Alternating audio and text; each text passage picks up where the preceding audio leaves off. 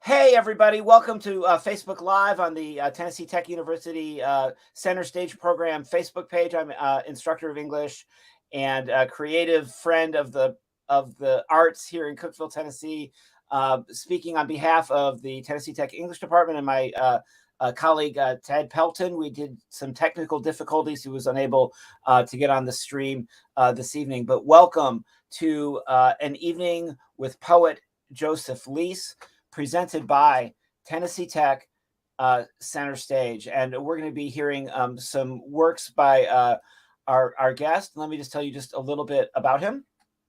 Reading some new poems and discussing his work, writing, and contemporary culture.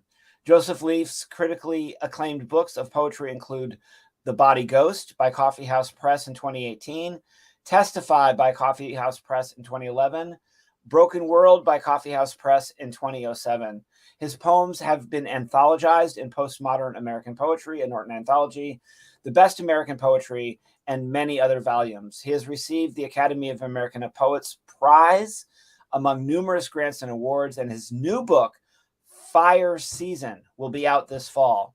Professor Lease is a professor in the Writing and Literature program at California College of the Arts in San Francisco. And joining us via the internet from San Francisco, California, a warm internet and Cookeville welcome to our guest this evening, Joseph Lease. Welcome aboard. Thanks, Andy. Great to be here. Thank you so much for having me. And my thanks go to Tennessee Tech, to the English department, all the great folks there that I've met in the past, and of course to Ted Pelton, who is a wonderful, wonderful writer who put this event together. And even though he's not on the feed right now, his spirit is here. So yeah, glad to be here. Would you like me to start reading?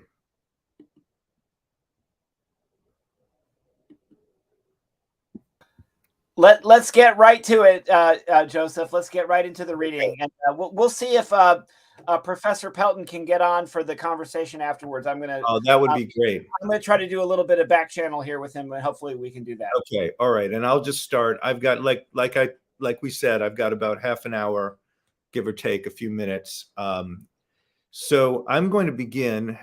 Thank you, everybody. I can't see everyone like I would on a Zoom. This is a different platform, but I know you're there, and I'm very happy to be reading to you. And so this is I'm going to start with some poems from my most recently published book, The Body Ghost.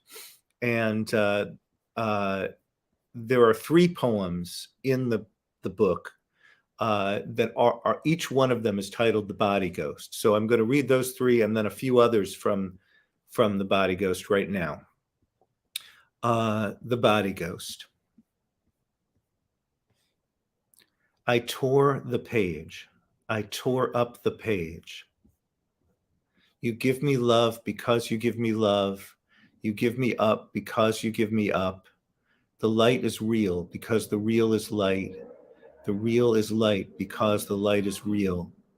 Any purple day, the world is gone, the world is back. And to your scattered bodies go. Bless anyone, all night I was your hair. The Body Ghost. Property is death. They had a body crammed in a mailbox, and it was just a blue suit with bones sticking out, and fathers lost in blowing snow, and mothers drift in blowing leaves, and all the lies in any town. Work was my salvation, he said. Work was always my salvation. Branches, you, joy can scream. Ice in the river. The desire to be normal is healthy. No, it isn't. Can you imagine the death of the wind? Can you remember the ghost of that voice? Your kisses, your sky, your darkness, your sky. Lavender sky, sky like whiskey, the way we live in bodies. Lavender sky, sky like whiskey, and to your scattered bodies go. Your dream inside your face, your night inside your morning. I'll try to glint like birds behind the rain.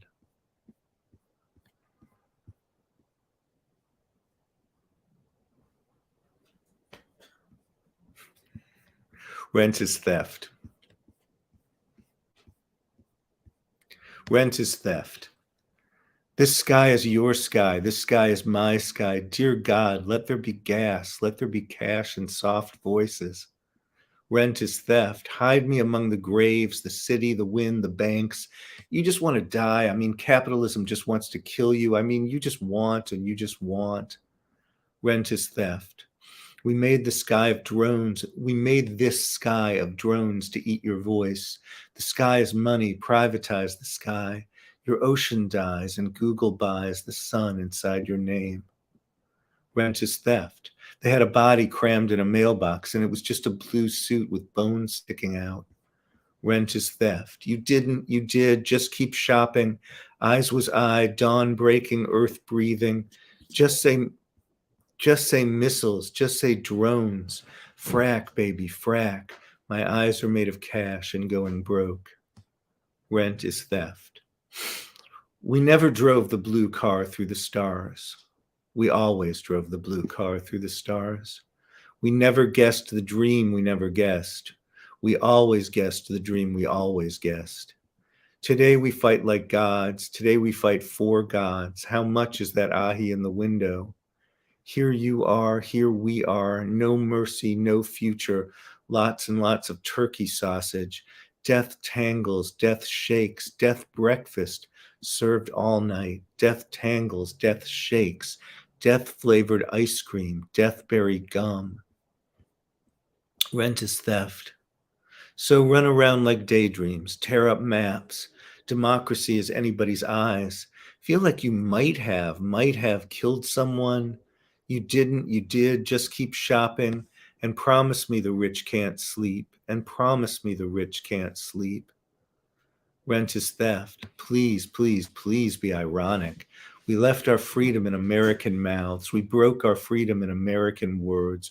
You run around like daydreams, tear up maps. Democracy is anybody's eyes.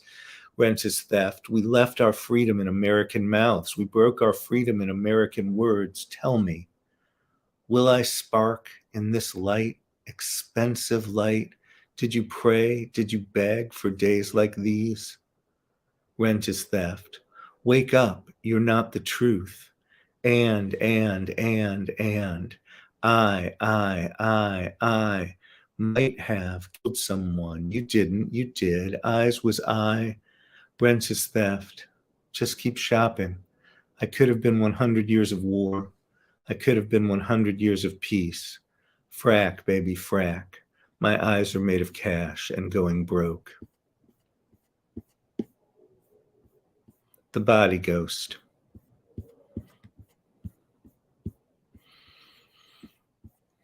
The body ghost. Someone scatters someone's body. Ashes, ashes, let's fall down. Just some hours and just some clown. Now you eat your spider web. Now you dance inside your bed. Go and go and go ahead, and may the wind that killed you slide you home. And then I'm going to move to a poem from the beginning of the collection called Ritual.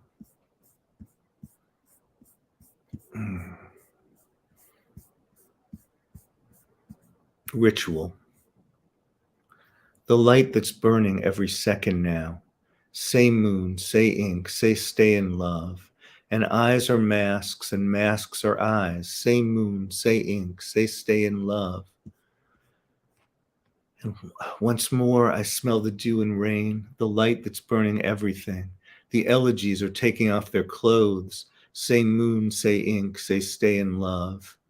And some guy screams on Christmas Eve, his eyes like rain, his face like ice, and weave a circle round him thrice. We drink to death, we smear the sky, soft wind, the soul beneath the soul, beneath the soul. He fell apart, he rained, he flew, he sang, and some guy screams on Christmas Eve. We drink to death, we smear the dark, blue wind, his stain of faded stormlight in my mouth.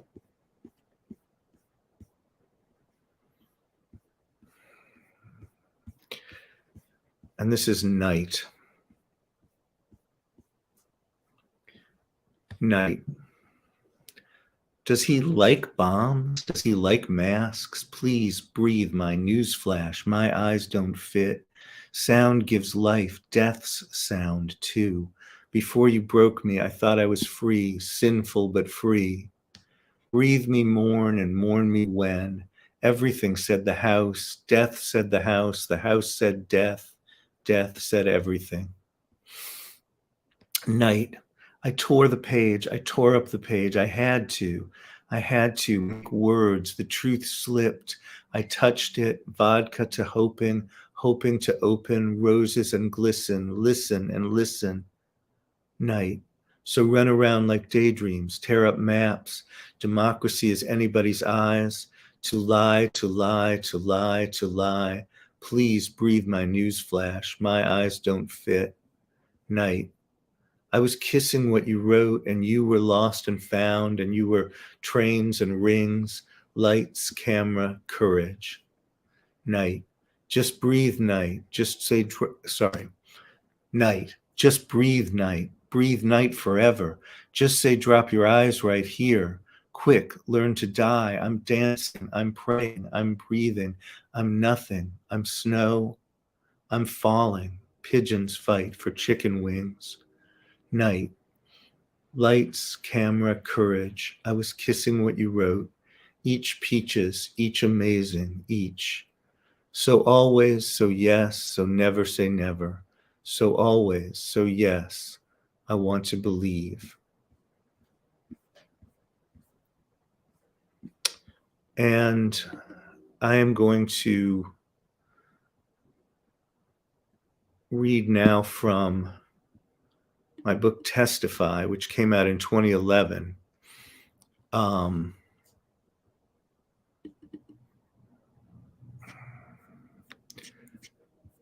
going to start with a couple of poems, both titled America. And these poems were both written in 2003, 2004, in the shadow of the Iraq War, and of course, also the horrible re-election and second term of George W. Bush, which pointed in so many ways to the mess, the absolute mess we're in now.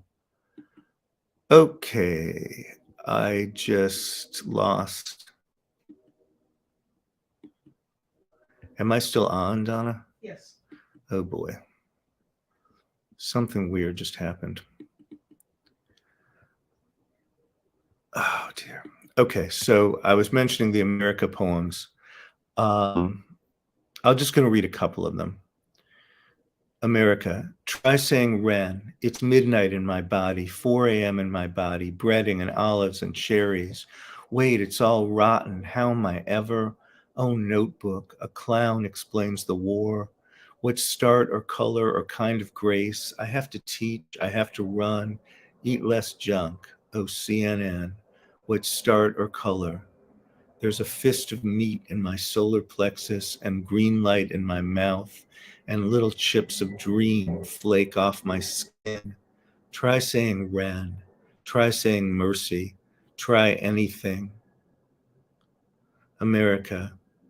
The sin most insistently called abhorrent to God is the failure of generosity, the neglect of widow and orphan, the oppression of strangers and the poor, the defrauding of the laborer. We're going back home to night pushes through money. We're going back home to every vote counts. America. What we're talking about is not less than rescuing a democracy that is so polarized, it is in danger of being paralyzed and pulverized. And this is, and you are, and we are. Say, we are the people. We are people, the people. Say democracy. Say free and responsible government. Say popular consent. Say a democracy so polarized. Say polarized. Say paralyzed. Say free and responsible government. Say informed public. Say journalism, journalism, journalism. America. Oh, captain, my captain, citizen, citizen, Feels like you killed someone, or no, you didn't. You did. You're responsible, irresponsible, didn't do it, can't remember. Feel like you might have killed someone, won't remember, don't want to remember, don't want to be told again. Try saying Ren. Try saying mercy. Try anything.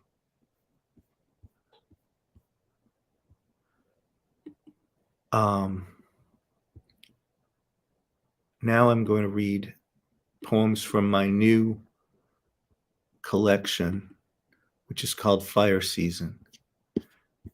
This book will be published by Chax Press. I'm very, very excited and grateful to report. And it should be out by the end of 2023. And let's see, I'm going to start with In a Field.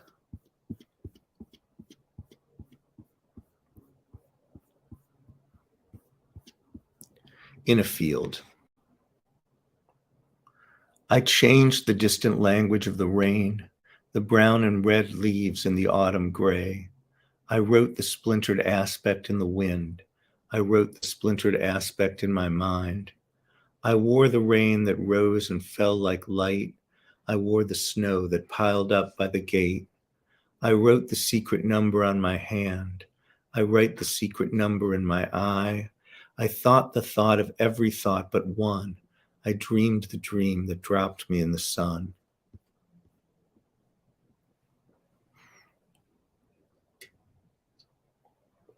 And this next poem is called Falling, and it's for my mother, who died in 2018, Mariam Dubovic Lease. The whole book is dedicated to her. Falling. So yes, I want to tell your story. I have to make it up. You tried to be joy. Did you tell me your story? We forgot to see. That's part of it. You said cream light, cream thick purple clouds. The end of the world, maybe. Fire clouds, we killed the animals. Fire clouds, extinction. Once when some child could draw your voice. My mother turns to paper, dying on the kitchen floor. Mom, did I try? The animals are dead, are dying. My mother's face is gone, so what is real? Maybe sunlight, my mother's face. The light and shadow on 3 garbage bags. We touch the gone voice bent in half, and Mom is green and she is dead, and she is where, oh where? She was the search for God, for love, the summer wind, the starry night. The next poem is called Now What? And the snow fell, and the passing clouds, and the windows and doors, and the snow fell, and we answered, oh, what can you? What are you? Something was happening. Night fell and broke in a million pieces. The soft wind, the soft air. Night fell and broke. And the world fell. I walked in the trees, in the shadows of the trees. The world flew. The world flew away like light. And this is Cracked Actor. The soul was a spy, the soul was a forest, the soul was a shipwreck, the soul was a mouth. Does God love me? The new warning is fire in your face, cascades of tipping points, system collapse, sudden collapse. I thought I had a future. Just breathe night forever. Just say, drop your eyes right here. Quick, learn to die. I thought I was a person. It's easy. The world was always ending. I want joy. I taste poison. I am the ghost of I, etc. I was a fool. I had a plan, and water was my dirty name. I'm writing inside death. I'm in the room. In the sweet exhale of July, where dead zones pock the mind, just west of the end of the world, where the local lost boy nailed dogs to the walls of his shack, where the headless ghost dogs run through the waste. and walls of flame and walls of flame. You spin the spin, you go insane. You eat the light, you eat the pain. Fire tsunami, birds on fire. Just say missiles, just say war, just say money, lock your door. I dreamed myself. I dreamed I was alive. The animals are dead, are dying. Mom, you read the books to me and I tried. My legs are trembling, my hands are trembling. Believe me, don't believe me, I don't care. I was the future, says the nothing man. I was the future for a day or two. And the next poem I'm going to read, also from Fire Season, is called Riding Death.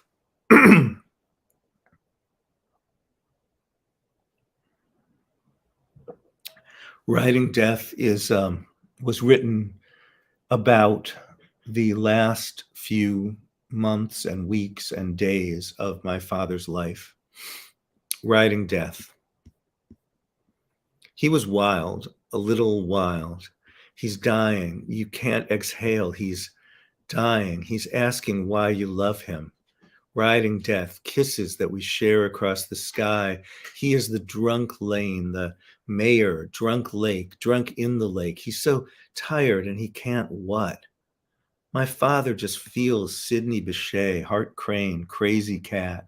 Now he doesn't have any. He gives life, kisses that we share across the sky.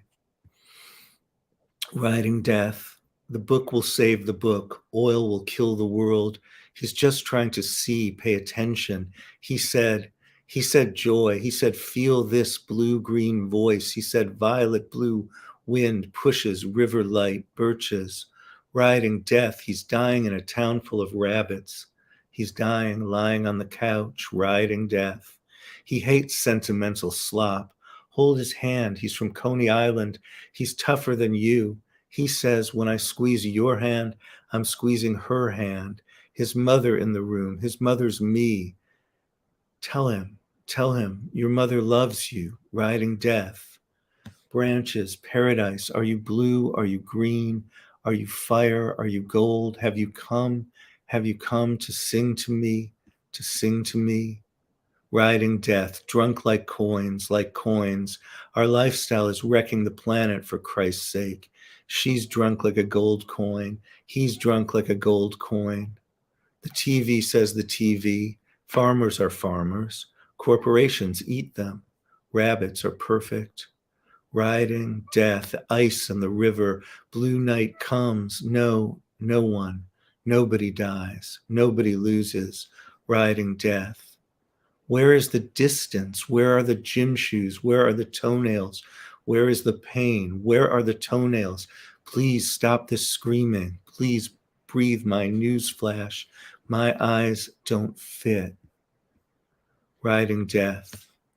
Joy could, blue fire, torn blue, you. Dear one, dear smart shining you, dear you. My father's what? My father's rain becoming rain. Riding death. Soft wind like a road. Done. I wrote done. I tried to write don't. Don't. Don't. Don't. And the last poem I'm going to read this evening is a poem for James Asatley, my friend James. And before I read the poem, I'm going to read you a little bit about James, and then I'll read the poem. When I met James Asatley in 1991, he was completing his novel, Hejira. By the spring of 1992, when he graduated from Brown with his MFA, James had grown increasingly ill and was living at home with his parents. In 1993, he died in Boston of an AIDS-related illness. In an interview, Edmund White, with whom James worked closely at Brown, called Hejira a remarkable novel. As long as we live, White said, we'll remember that book. I wrote this poem to honor James and his book, and to mourn all the words and worlds that were lost when we lost him. He was one of the smartest, toughest, most gifted people I knew then or have known since. He died on the morning of his 31st birthday, March 25th, 1993. His novel remains unpublished. And this is Broken World for James Assatley. Broken World for James Assatley. Faith and rain, brightness falls. Blank as glass, brightness falls. Until he can't bend light anymore. Won't be stronger, won't be water, won't be dancing or floating berries. Won't be a year, won't be a song, won't be taller, won't be accounted a flame, won't be a boy, won't be any relation to the famous rebel. You are with me and I shatter everyone who hates you. Arrows on water, you are with me. Rain on snow, and I shatter everyone who hates you. To be a man, to try. I hate the word man. I'm not crazy about the word husband or the word father either. To try, to heal the night or day. I'm busy selling fighters and bombers.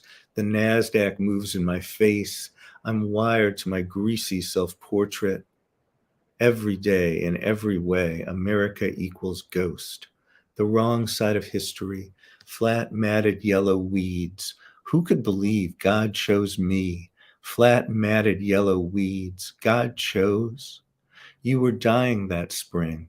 Reading at some college, I saw ROTC boys in fatigues.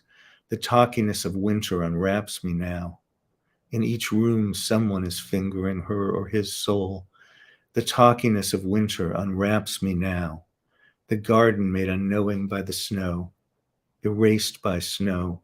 Erased by snow. 2 blocks from campus, a boy, maybe 10 or 11, yelled at a junior high school girl, "Hoe bag, incest baby, spread your legs." It's all naked out here. Nothing is here. It's all one big strip mall. We have a Ponderosa. Faith and rain, brightness falls. Blank as glass, brightness falls. Won't be the magic lantern or dancer, won't be despite the fullness of time, the other 3 magic ones. Won't be a year, won't be a song, won't be a beginning, won't be forward, won't be on the way, won't be a dreary prison, won't be the month of May, won't be merry, won't be the sea road, won't be stronger, won't be younger, won't be pink, won't be opening from under. The word of God, the word of God in a plastic bag. I couldn't hear your voice. You are with me, and I shatter everyone who hates you. Arrows on water, you are with me. Rain on snow, and I shatter everyone who hates you. Faith and rain, brightness falls. Blank as glass, brightness falls.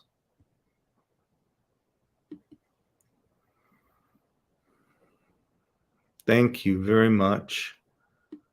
Let's see if I can get back to StreamYard. You're fine. You just stay right there. Can you hear me? Yeah. Yeah, we have quite a few people watching on the interwebs on this technology machine of the World Wide Web. So you're in San Francisco, we're in Tennessee, and somehow the magic is of a live poetry reading is still very much with us. Good. My name is Andrew Smith. I'm an instructor of English and a fellow poet, and a big fan of Joseph's from his previous visit to the Backdoor Playhouse in Cookeville several years ago. And we're going to have an opportunity for questions and answers. And those of you who are watching on the Facebook feed directly on the event feed, you can actually post in the comments. And I've got several. Sydney Foster says, awesome job. Robin Smith sent a heart.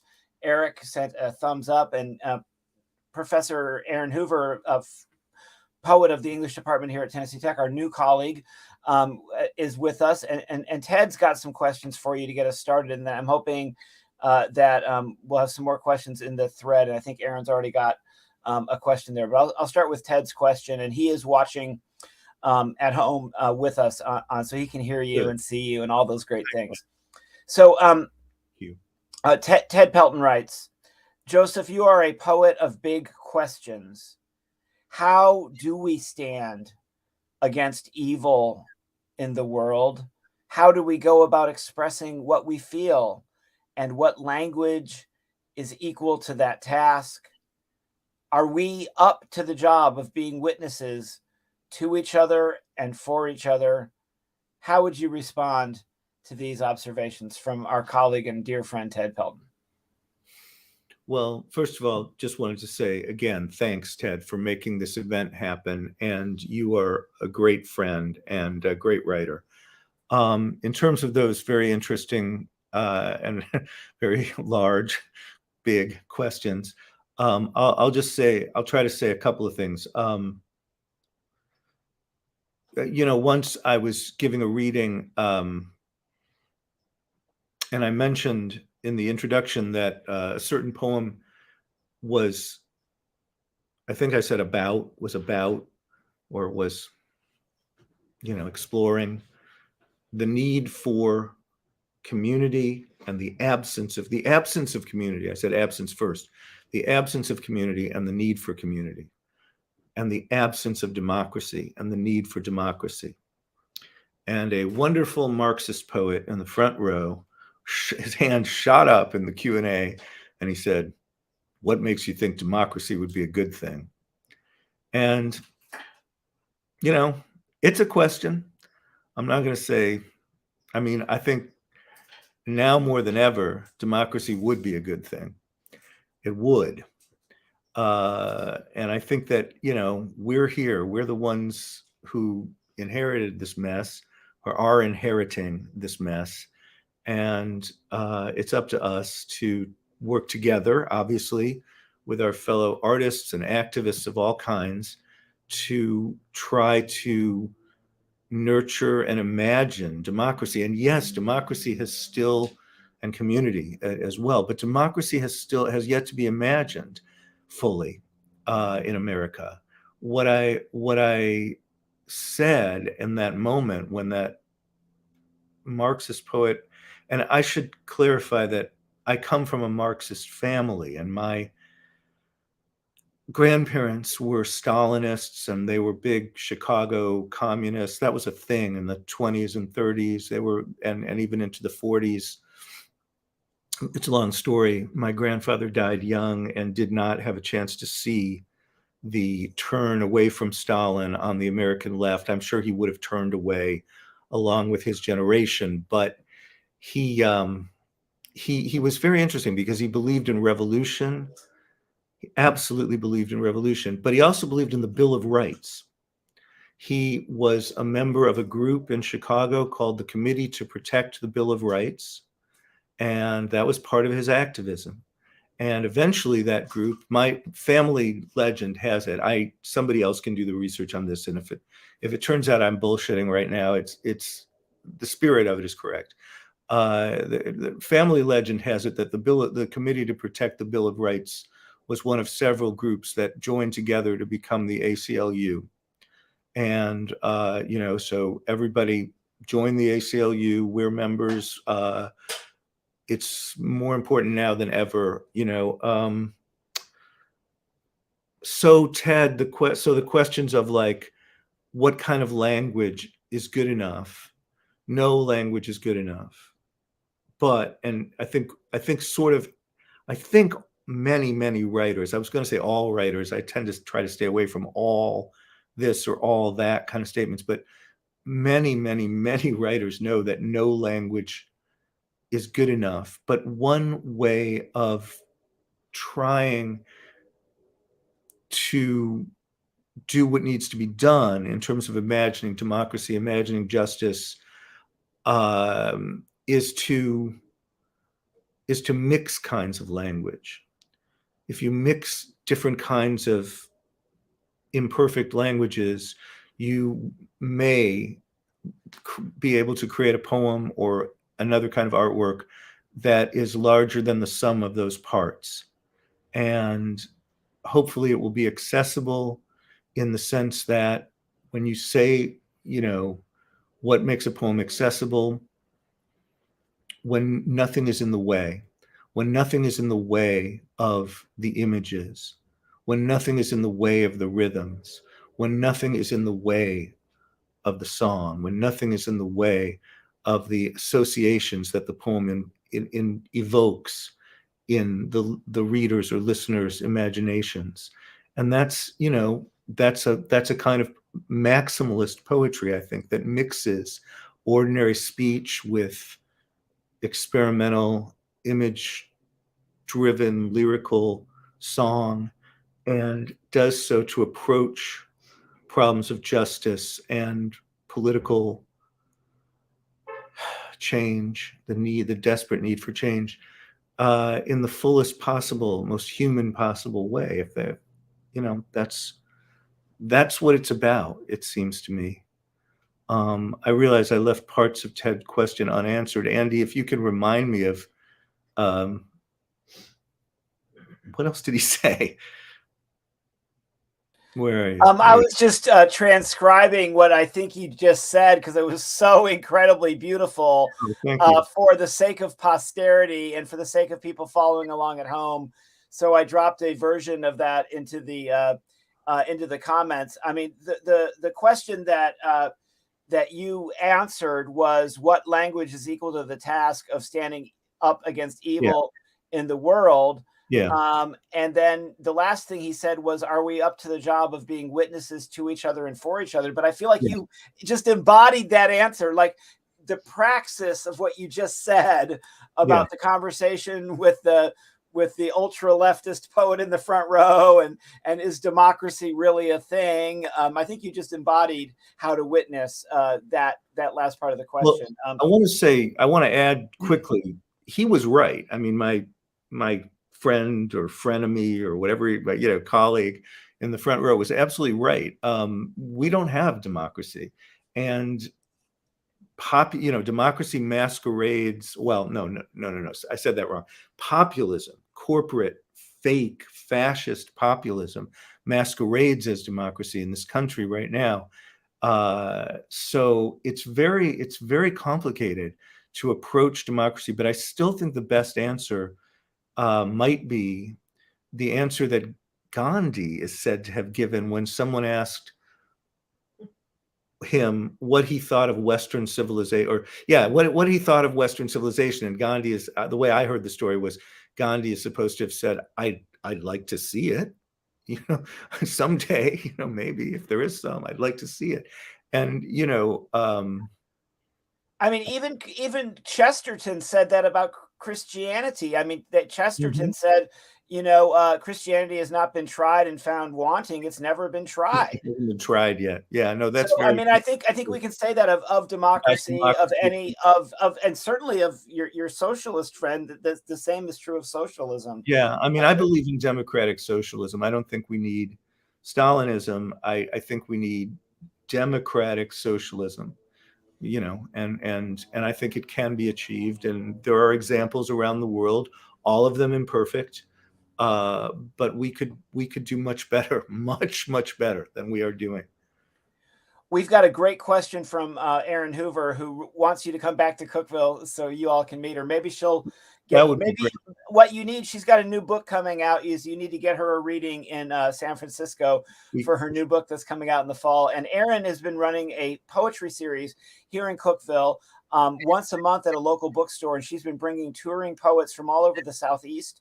I think all female identified poets have come, all women poets have come to this little bookstore, and there's a feature, and then there's an open mic, and the next one is going to be on Monday, April the 3rd at 7 p.m. over at Plenty on Spring. Now, I heard the bookstore might be moving one block up to Broad, but the name of her poetry series is The Sawmill. That's SAWMIL, Sawmill Poetry Series. And they're on Facebook, Instagram, and the like. So you all should, especially those of you who are viewing this here in Middle Tennessee, please check out the Sawmill Poetry Series at the bookstore Plenty here in Cookeville. Next reading is Monday, April 3rd. I think she's got 2 features and the open mic. She has a great question, Joseph, and she did her homework. She writes, in an article on Jacket 2, you were quoted as saying, quote, you can play self-consciousness the way you can play the violin or cello. Can you please expand on this idea as it might relate to some of the poems we have just heard? Well, thank you, Aaron. Thanks. And yes, I'm happy to try to expand on that idea. That's always been an inspiring idea to me, that our self-awareness, our self-consciousness, our struggles with self-consciousness and through self-consciousness have feeling, tone, of course. They have, like any piece of music, they have emotion. The sheer sound of the self-consciousness and of the thoughts and the words creates emotion. And language is music, so we can play the music and see where it leads us. I think that the German romantic Kleist said, we've been exiled from Eden into self-consciousness. So now we have to travel all the way around the world and come back in through the other side. In other words, go farther and farther and deeper into self-consciousness, rather than trying to imagine some, freedom from self-consciousness in, for example, obedience to an absolute ruler. So I think self-consciousness is a problem. Like, people say, well, don't be too self-conscious. Anxiety is a problem. The problems are related. But I also think self-consciousness is a great power. American politics and in the poems I just read, and elsewhere, American politics is very much about how the self, or how the individual, is able to locate herself or their self or himself in relation to ideas, ideology, and the possibility of community.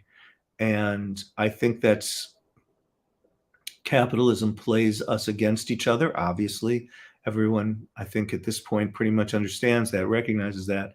And our selfhood is not always a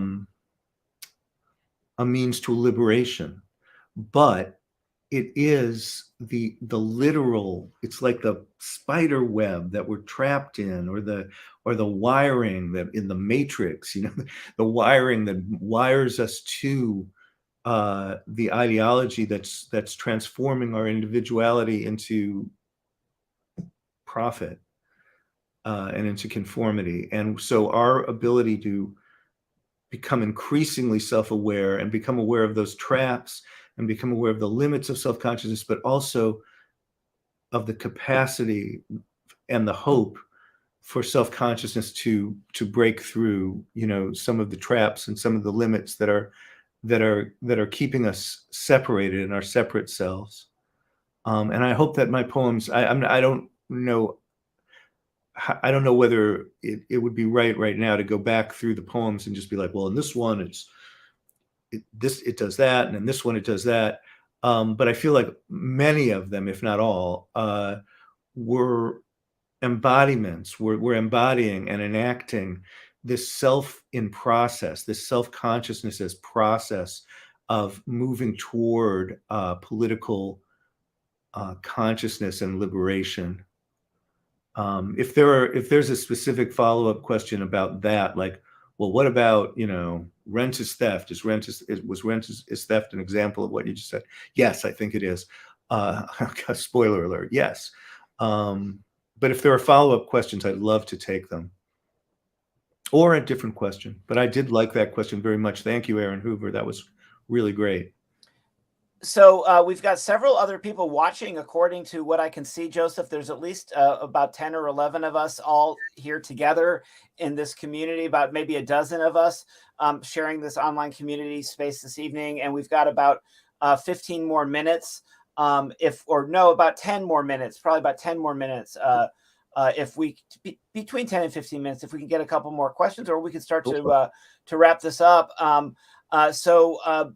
Do any of our other audience members watching on Facebook, using the comment thread directly under where you're watching, want to ask a question of our guest? And I guess for me, what I'll ask a question, and we'll wait to see if anybody else pops one into the chat while we're waiting. You can answer my question. Tell us a little bit more about the new collection, and is it? I think it sounds like it's about where you live in California. Is it a response somewhat to the environmental crisis in California? Could you speak to your new collection a little bit? You did, I know, share some great poems from that, but maybe share just a little bit more about your thinking around this collection, Fire Season. Glad to. Yeah. Fire Season is about a number of things at once, and it certainly is about the fires, the devastating fires that have happened not far from where we live here in the Bay Area. You know, they've happened in the Santa Cruz Mountains. They've happened just north of the Bay Area, Sonoma, all around. And of course, I'm also reading all the time. I read obsessively about climate change and climate catastrophe, and I've read about the fires in Australia and the fires in Siberia and the fires. I mean, really, I've done a lot of research over the last 5 years since the 2018 IPCC report. That's the Intergovernmental Panel on Climate Change. I'd been aware of the problem of climate change much longer than that, and had tried to write about it before. But in 2018, I began to really feel like I had to write a book that dealt with the very real possibility that we are creating such an environmental catastrophe that we're creating an uninhabitable earth, as David Wallace Wells put it. I think that book, by the way, is very important. I'm sure many of you know David Wallace Wells, The Uninhabitable Earth. Other important books are in that. There's so many, but Greta Thunberg's No One Is Too Small to Make a Difference, her sort of early collected speeches.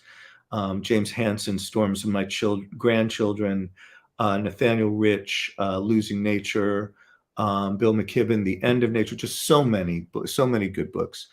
Good books and terrifying books and disturbing books.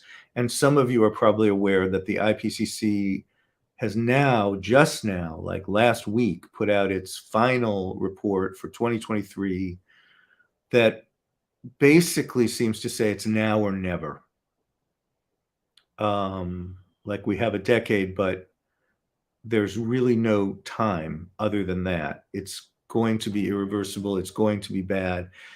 And nobody knows exactly how bad, but based on I've done a lot of reading on this, and it's going to be bad. I recommend all the arguments about adaptation and deep adaptation, but I also recommend some of the more pessimistic writing that I think is also more realistic. So that is one dimension of the book. And at the same time, as you no doubt heard when I read, both of my parents died recently. And so it's a book about planetary death, species death, because the biodiversity loss crisis is unbelievably bad. And it's a book about,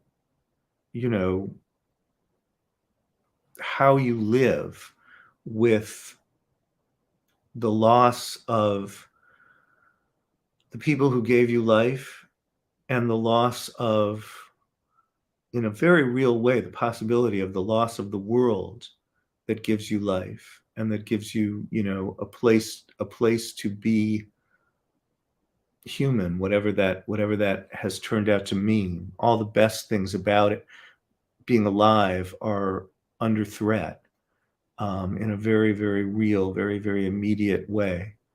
So yeah, California is a big part of the story. Australia is part of the story. Antarctica is part of the story. The Arctic is part of the story. Russia is part of the story. It's a big story. Since he made this whole wonderful evening possible, again, great shout out to both of your friend and mine, Dr. Ted Pelton, former chair of our department and an active creative writing force for good in Cookeville and Middle Tennessee.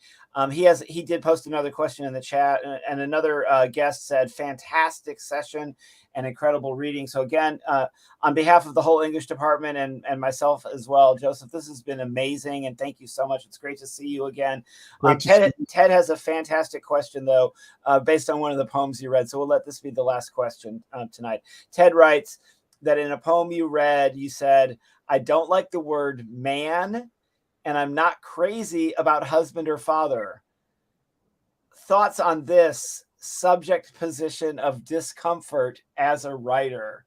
Yeah. So how do you wrestle with the subjectivity of man, husband, and father as a writer? That is a great question, Ted. Thank you. And Joseph, I'll come back on just to say goodbye, but this is our last little bit. So take it away. Well, I wrote that. That line is part of my elegy for James Assatley, my friend who was a great writer who died of AIDS very young, and we lost so much when we lost James, and I was thinking about how I was socialized male, and I've tried my best to transform myself away from the worst aspects of that socialization, trying to think differently. I've been at that for a long time. The line that I wrote, that Ted quoted, I'm not sure when I wrote it. It was certainly no later than 2000. And I think it was floating around in the 90s in various drafts of poems before it made it into the poem for James in 2000. It's just, it's where I found myself, and it's still where I find myself, is, being alive in a society where gender is weaponized, and patriarchy is just, it seems like endlessly destructive and endlessly vicious. And as a man, on the one hand, it's my job to step back and listen to my colleagues and my friends and my heroes who are women, and of course, the great trans writers as well, like Carrie Edwards, who was a mentor and a friend and an inspiration to me, and Trace Peterson, who is a good friend and in some ways also a great mentor, and also an inspiration to me. And it's just, but at the same time, I want to add my voice. I make poetry like, it's what I do. So I try in my poetry to enact and embody a different version of masculinity, or maleness, and I try to show the gradual struggle that is that movement and transformation. It's not just like, oh yeah, and then I read Luce Irigaray and Hélène Cixous, and then I was all different and all better. It's an ongoing, it's one day at a time. It's an ongoing process, and I think my poetry explores that. I hope that's something that folks hear in it. What a wonderful hour that we've had. Our guest again has been Joseph Lease, and by the miracle of internet technology, he's with us in San Francisco, California, the Bay Area. A spiritual home away from home for me whenever I get to visit. So thank you for bringing California to Tennessee. And we are so grateful to everyone who watched. We're grateful to the Center Stage program for providing the funding to make this possible. And a special shout out to colleague Ted Pelton for making the ask to bring you back to share with us again. So everyone have a wonderful night. And if everything went okay, we will have a recording for posterity that I'll be able to share with you later. So everyone have a fantastic evening. Good night. Much. Thanks, everyone. Thank you so much.